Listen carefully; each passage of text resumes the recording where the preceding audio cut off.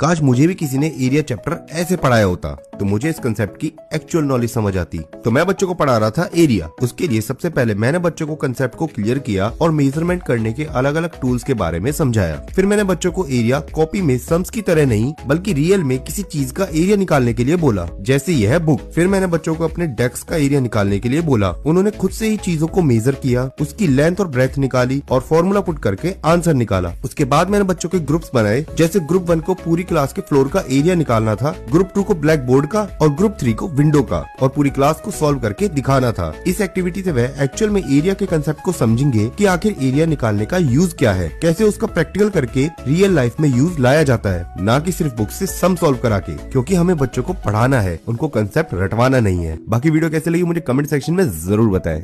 काश मुझे भी किसी ने एरिया चैप्टर ऐसे पढ़ाया होता तो मुझे इस कंसेप्ट की एक्चुअल नॉलेज समझ आती। तो मैं बच्चों को पढ़ा रहा था एरिया। उसके लिए सबसे पहले मैंने बच्चों को कंसेप्ट को क्लियर किया और मेजरमेंट करने के अलग अलग टूल्स के बारे में समझाया। फिर मैंने बच्चों को एरिया कॉपी में सम्स की तरह नहीं बल्कि रियल में किसी चीज का एरिया निकालने के लिए बोला, जैसे यह बुक। फिर मैंने बच्चों को अपने डेस्क का एरिया निकालने के लिए बोला। उन्होंने खुद से ही चीज